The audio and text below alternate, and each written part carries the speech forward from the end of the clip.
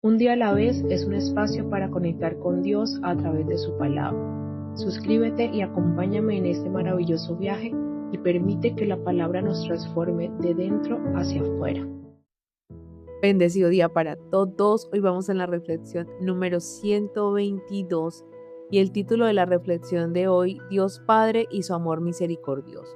Las lecturas las encontramos en el libro de Jueces, capítulo 17 al 19, el Salmo 120 y 121 y el Evangelio de Lucas, capítulo 15, versos del 11 al 32. Y vamos a ver cómo en Jueces el pueblo de Israel no tenía un rey visible para ellos y cada uno hizo lo que creyó que estaba bien. Entonces se desviaron de la voluntad y del amor de Dios, y el capítulo 19 nos muestra una historia pero como sacada de un cuento de terror. Pero vamos a ver que sin embargo Dios esperaba por ellos. Esperaba como ese padre amoroso que recibe sin juzgar, sin criticar, que abraza en su amparo, y que por recibir ese amor nosotros vamos siendo transformados a la estatura del varón perfecto. Veamos. El libro de Jueces ilustra la degradación moral y espiritual y social de Israel en una época sin liderazgo centralizado, ya que cada uno hacía lo que quería. En Jueces 17 se muestra la corrupción de la adoración por un sincretismo religioso, o sea, mezclar varias creencias. Entonces, ¿qué hacemos nosotros ahora? ¿Con qué mezclamos? Mira que es ridículo escuchar que somos cristianos, pero que creemos en el horóscopo, que hacemos baños de limpieza, que creemos en el poder de las energías, visto no desde la posición cristocéntrica, que creemos en agüeros, en tantas simpleras que nos llenan de miedo, de pánico y de terror, en brujerías, hechicerías, queremos saber el futuro, pero Dios quiere que vivamos dependientes de Él.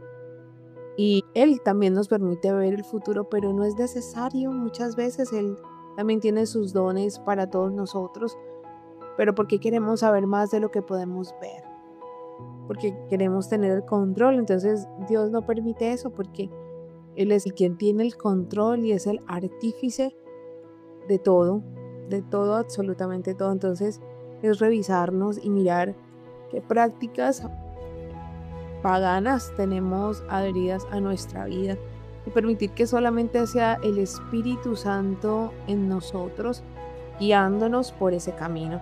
Y en Jueces 18 narra cómo la tribu de Dan, por falta de fe para conquistar su herencia original, busca otras tierras diferentes a las que emanaban leche y miel, y en ese proceso cometieron apostasía porque se quedaron con unos dioses extraños, y cada uno hizo lo que quería, creyendo que tenían un sacerdote que todo les iba a prosperar, pero no. Si tú no vas orientado por Dios, si te dejas llevar por tu ambición personal, vas directo a la corrupción. El pecado se apodera de ti y adoptas muchos atajos espirituales que parecen buenos, pero que están lejos de la voluntad de Dios. Y eso es lo que hacemos cuando consultamos horóscopos, adivinos, cualquier cosa. Es querer vivir en plenitud sin hacer un proceso. Mira que la plenitud y la prosperidad no es como nos la venden a nosotros, que es una pirámide que vamos escalando y llegando a la cima. No, es la prosperidad, es vivir con lo que tenemos para poder dar a otros, o sea, que Dios prospere nuestro trabajo, que tengamos solvencia económica, no para llenar nuestras arcas, sino para hacer extensión de ese amor de Dios. Entonces, todos los dones y todos nuestros talentos es para ponerlos al servicio de otros sin esperar nada a cambio, porque el que nos recompensa es nuestro Padre Celestial. O sea, son esos tesoros que estamos guardando para la vida eterna, porque eso es lo que Dios ve, cuánto nos hemos dado a los demás. Y vamos a leer todo Jueces 19 porque este capítulo narra una de las historias más oscuras y trágicas de la Biblia. A menudo se compara este relato con la historia de Sodoma y Gomorra. Vamos a ver porque este es un episodio de profunda degradación moral, social y espiritual, pues en la época que no había Dios ni ley. El levita y su concubina. En los días en que aún no había rey en Israel, un levita que vivía en la parte más lejana de los montes de Efraín tomó como concubina a una mujer de Belén de Judá. Pero ella se enojó con él y se fue a vivir a Belén con su padre. Después de estar ella 4 meses allí, el levita fue a buscarla para convencerla de que volviera con él. Llevó un criado y 2 asnos y ella lo recibió en casa de su padre. También el padre lo recibió con alegría y lo invitó a quedarse con ellos. El levita y su criado se quedaron 3 días en casa del padre de ella, comiendo, bebiendo y durmiendo. Y al 4.º día por la mañana se levantaron temprano para irse, pero cuando ya se iban, el padre de la muchacha le dijo a su yerno: come aunque sea un pedazo de pan antes de irte, para que tengas fuerza. Y los 2 se sentaron juntos a comer y a beber, y el padre de ella le pidió que se quedara y pasara contento una noche más, y aunque el levita se levantó para irse, su suegro le insistió tanto que se quedó. Al 5.º día el levita se levantó temprano para irse, pero otra vez el padre de la muchacha le rogó que comiera algo antes de salir para que recobrara las fuerzas. Así que comieron juntos hasta que se hizo tarde. Cuando el levita se levantó para irse con su concubina y su criado, su suegro le hizo ver que ya era muy tarde y que el día se estaba yendo. Lo invitó a quedarse otra noche y pasarla contento, y salir al otro día temprano. Pero el levita no quiso quedarse otra noche más, sino que se fue con su concubina y su criado y sus 2 asnillas ensilladas. Cuando tuvieron ante ellos a Jebús, es decir, Jerusalén, el criado le dijo al levita: ¿qué le parece si pasamos una noche aquí? Y el levita le respondió: no vamos a ir a ninguna ciudad que no sea israelí. Sigamos hasta Gibea y procuremos pasar la noche ya sea en Gibea o en Ramá. Así pues siguieron adelante y cuando el sol se ponía llegaron a Gilbea, ciudad de la tribu de Benjamín. Entonces se apartaron del camino y entraron en Gibea para pasar la noche, y el levita fue y se sentó en la plaza de la ciudad porque nadie les ofrecía alojamiento. Por fin, ya de noche, pasó un anciano que regresaba de trabajar en el campo. Este anciano era de los montes de Efraín y vivía allí como forastero, pues los que vivían en Gibea eran de la tribu de Benjamín. Cuando el anciano vio en la plaza al viajero, le preguntó: ¿de dónde vienes y a dónde vas? Vemos que los de la tribu de Benjamín, que eran israelitas, no le dieron posada. Y recordemos que Dios decía que teníamos que ser hospitalarios con las personas que van de paso, para así hacerlo un forastero. Imagínense cuántas veces no hacemos eso, que nosotros nos decimos cristianos, pero tienen más hospitalidad los que dicen no serlo que muchas veces nosotros. Y realmente a Dios no le importa lo que confesemos con la boca, si por dentro esa confesión no viene desde la profundidad de nuestro ser. Eso se nota. Puedes decir que amas a Dios sobre todas las cosas y no amas a tu prójimo. O sea, eso es una creencia vacía. Es desde las profundidades del alma y del ser. Porque con la boca se confiesa, pero ¿qué se confiesa? La verdad que está arraigada en cada uno de nuestros corazones. Entonces hay que tener cuidado, porque si algo que Dios aborrece es la hipocresía. Si todavía no sientes que Dios es eso, pues no lo digas. Simplemente di: estoy en proceso de conocer a Dios, de experimentar su gran amor. Esa oración Dios la escucha porque sabe que brota de un corazón sincero. Él sabe quién eres. Tú no tienes que ir con engaños porque Él te conoce. Conoce tus intenciones, conoce lo que te falta y sabe lo que necesitas. Y el levita le respondió: estamos de paso. Venimos de Belén de Judá y vamos a la parte más lejana de los montes de Efraín, donde yo vivo. Estuve en Belén y ahora voy de regreso a casa, pero no he encontrado aquí a nadie que me dé alojamiento. Tenemos paja y forraje para mis asnos, y pan y vino para nosotros, es decir, para mi mujer, para mi siervo y para mí, no nos hace falta nada. Pero el anciano le respondió: sé bienvenido, yo me haré cargo de todo lo que necesites. No voy a permitir que pases la noche en la plaza. El anciano los llevó a casa y mientras los viajeros se lavaban los pies y comían y bebían, él dio de beber a sus asnos. En el momento en que más contentos estaban, unos hombres pervertidos de la ciudad rodearon la casa y empezaron a golpear la puerta y a decirle al anciano, dueño de la casa: saca al hombre que tienes de visita, queremos acostarnos con él. Pero el dueño de la casa les rogó: no, amigos míos, por favor, no cometan tal perversidad, pues este hombre es mi huésped. Miren, ahí está mi hija que todavía es virgen, y también está la concubina de este hombre. Voy a sacarlas para que las humillen y hagan con ellas lo que quieran, pero con este hombre no cometan tal perversidad. Pero ellos no le hicieron caso al anciano, así que el levita tomó a su concubina y la echó a la calle, y aquellos hombres la violaron y abusaron de ella toda la noche hasta que amaneció. Entonces la dejaron. Ya estaba amaneciendo cuando la mujer regresó a la casa del anciano donde estaba su marido y cayó muerta delante de la puerta.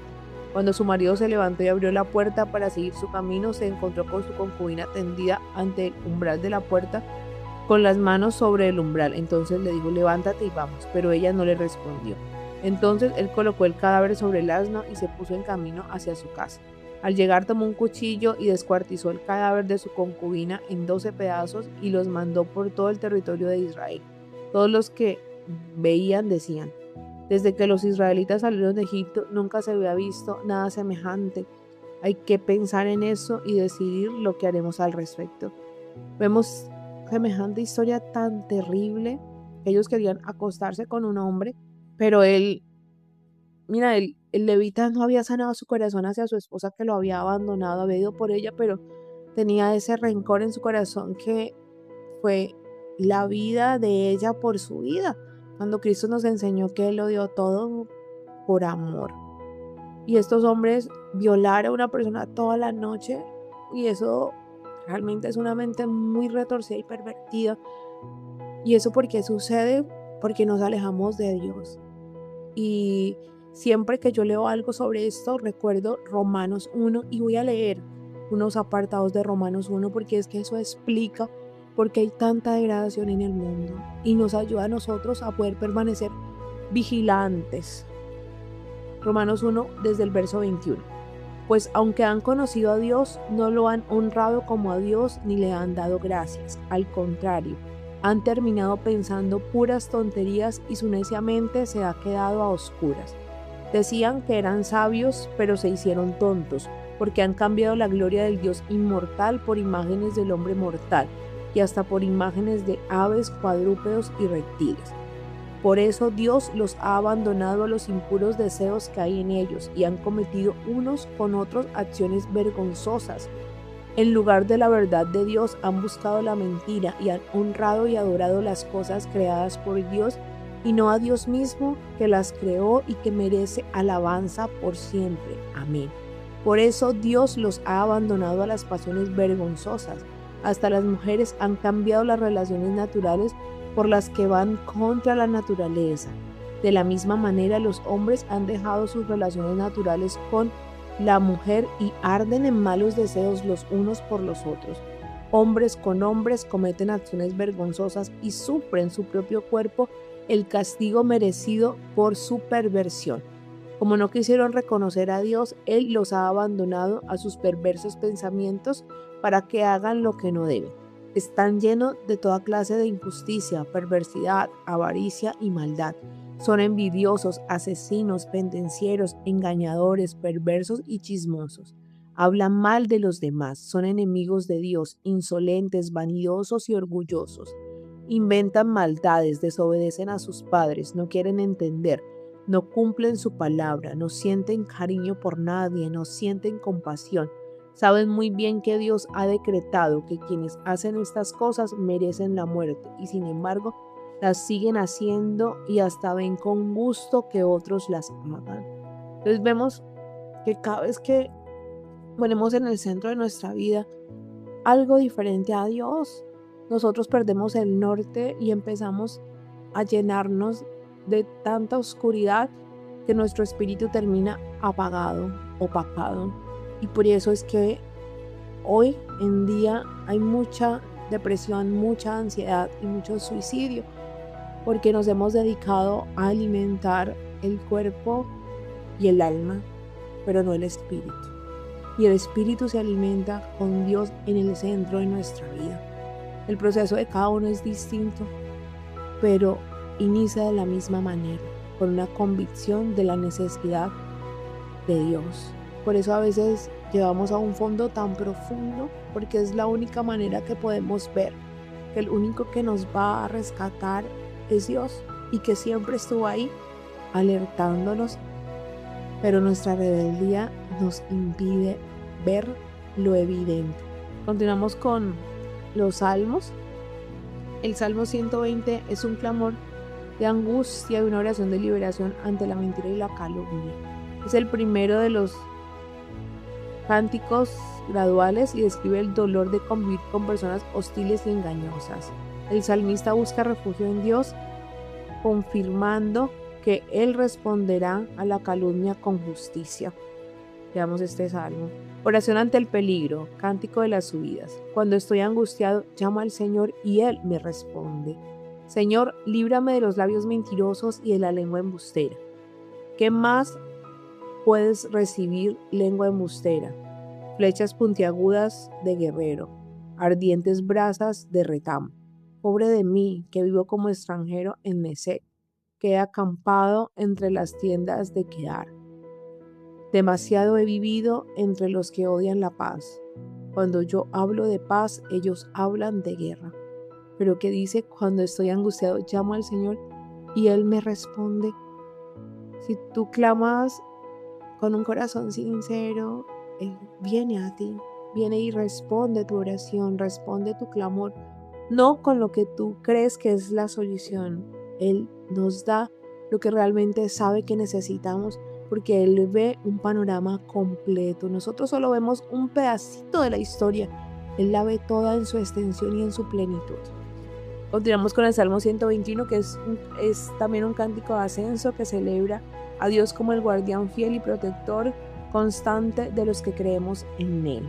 Recordemos que a veces hablamos de obediencia, pero ¿cuál es la obediencia? O sea, es creer lo correcto. Esa es la obediencia que nosotros debemos hacer. ¿Y cómo se hace esto? Solamente tú puedes creer lo correcto si alimentas tu espíritu con lo correcto, con la palabra de Dios. Eso te hace ser obediente, porque vas a tener esos conceptos divinos en ti y vas a actuar conforme a ese manual de instrucciones. O sea, no es lo que tú hagas por tus fuerzas, como veíamos ayer en Sansón, que él creía que era a su manera, y no es así. Hoy el Espíritu Santo está dentro de nosotros para darle sentido a la palabra, que es la que hace que seamos obedientes. No es nuestra determinación, no es nuestro esfuerzo, es la palabra, creer lo correcto. Porque vemos que cuando Sansón hizo las cosas en sus fuerzas, 3,000 murieron. Pero cuando Pedro hizo las cosas en obediencia a la palabra, 3,000 se convirtieron. O sea, 3,000 dejaron esa vieja manera de vivir. Sumerjámonos en las Escrituras para poder creer lo correcto. El Señor es tu protector. Al contemplar las montañas me pregunto, ¿de dónde vendrá mi ayuda? Mi ayuda vendrá del Señor, creador del cielo y de la tierra. Nunca permitirá que resbales, nunca se dormirá el que te cuida. No, Él nunca duerme el que cuida de Israel. El Señor es quien te cuida, el Señor es quien te protege, quien está junto a ti para ayudarte. El sol no te hará daño de día, ni la luna de noche. El Señor te protege de todo peligro, Él protege tu vida. El Señor te protege en todos tus caminos, ahora y siempre. ¿Ves? Mira que hay salmos corticos que nos podemos aprender para recitarlos todos los días, pero con la convicción de lo que dice cada letra. sea, no es el hecho de repetir y repetir como si fuera un rezo, sino es el hecho de hacer esta oración viva para nosotros. O sea, que yo estoy tomando las palabras del salmista para que se hagan para mí. A veces decimos no tengo oración, pues empieza con los salmos. Después, cuando vamos creciendo en la estatura, pues el Espíritu Santo nos va dando qué orar, cómo orar, y muchas veces la palabra va a venir a recitarse, pero porque tenemos esa convicción.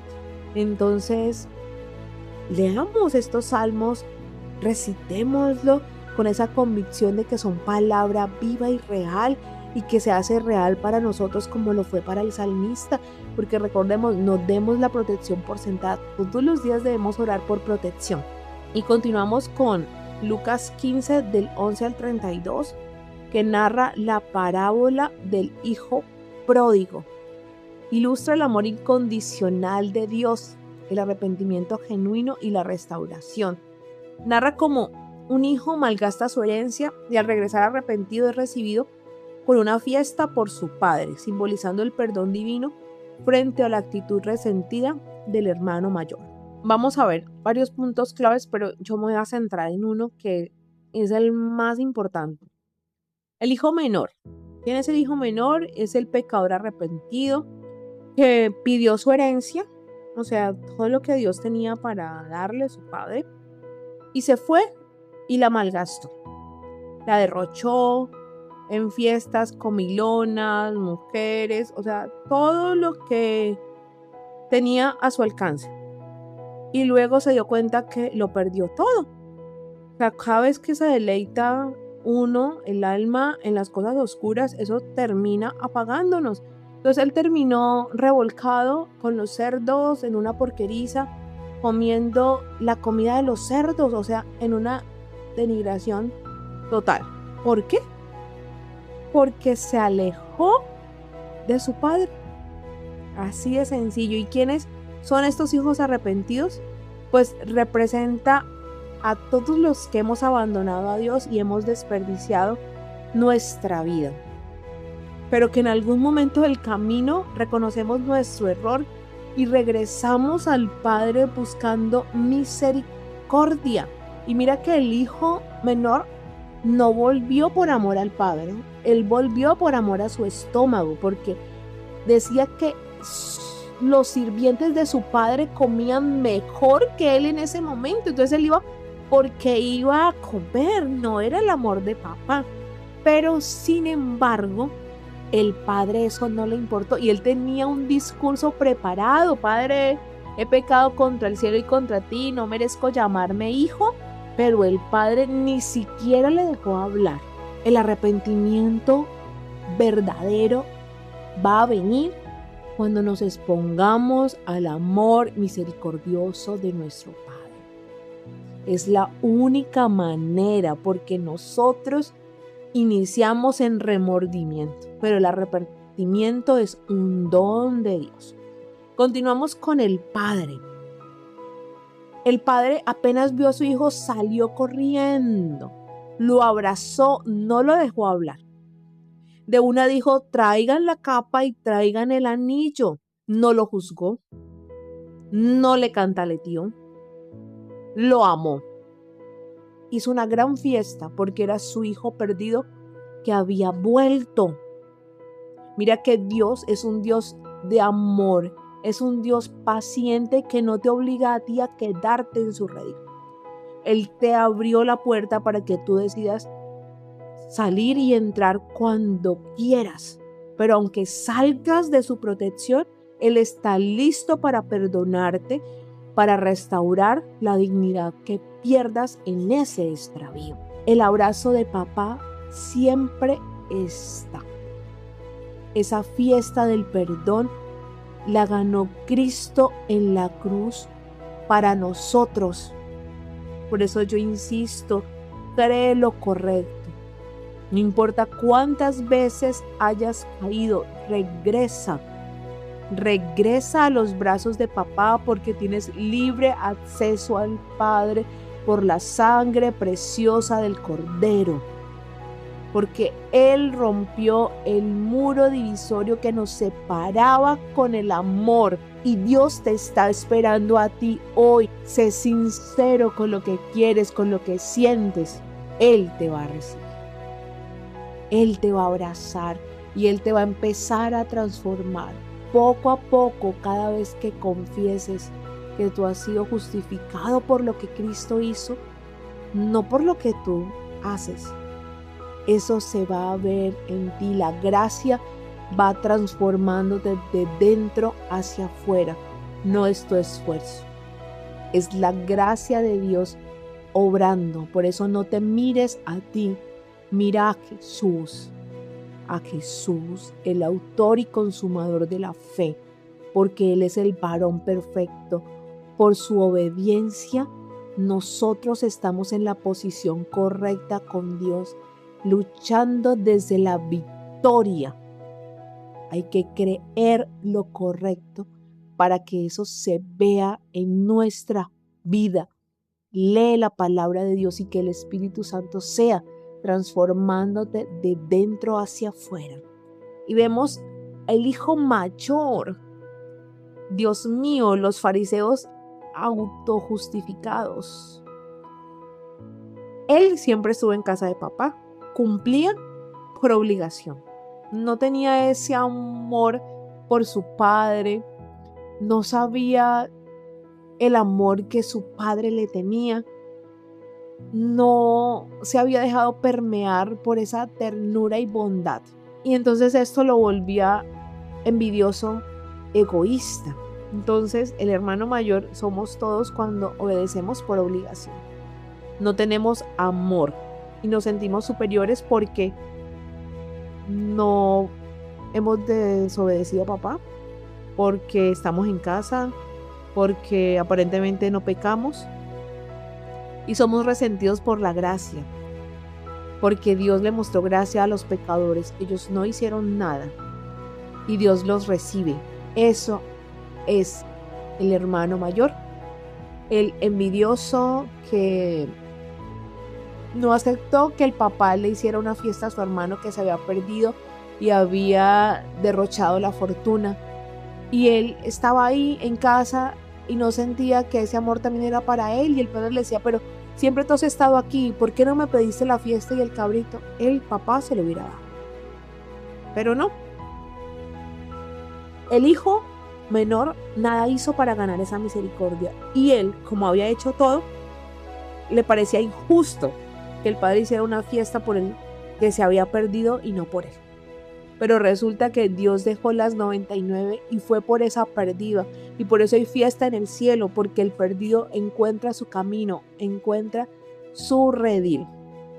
Y vemos que cualquiera de los dos, hijo mayor, hijo menor, siempre hay cosas que mejorar, siempre hay cosas que exponer ante la presencia de Dios. Pero miremos el Padre, ese Padre de amor que nunca te rechazó, ese Padre de amor que cuando el mundo te señalaba, Él te decía, ven a mi hija que yo ya te perdoné, ven a mi hijo que yo ya te perdoné, yo te abrazo, yo quiero transformarte, no importa lo que hayas hecho, yo estoy aquí para ti, ven confiadamente, yo te recibo. Y así es como tenemos que ser todos nosotros con cada uno de nuestros hermanos, con cada persona que necesita de esa gracia, porque le caemos encima, porque juzgamos, porque somos como el hermano mayor, porque le ponemos más culpa y condena para que no se pueda levantar. ¿Por qué? Porque no creemos lo correcto. Y lo correcto es que por gracia somos salvos. Es un don y un regalo gratuito que recibimos de gratis. Nada tenemos que hacer. Papá nos ha amado desde Génesis hasta Apocalipsis porque así lo quiso. Y veamos que los que son del Espíritu obedecen porque creen lo correcto. Porque en el antiguo, antes de los mandamientos de la ley, la gente pecaba pero no moría. Pero cuando empezamos a morir, cuando los israelitas le dijeron, Dios, danos las leyes o danos lo que tenemos que cumplir y nosotros lo haremos. Y salieron los 10 mandamientos y murieron 3,000. Desde ahí, cuando creímos que era por nuestra obediencia, empezamos a morir.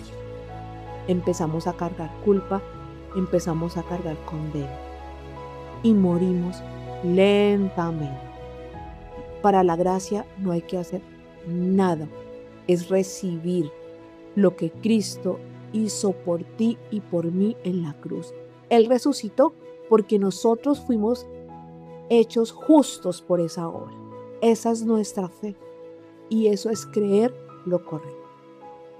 Que la palabra de Dios sea quitándote toda concepción equivocada, porque si hay miedo, si hay culpa y condena es porque hay mucha ley en ti, mucha palabra de descalificación.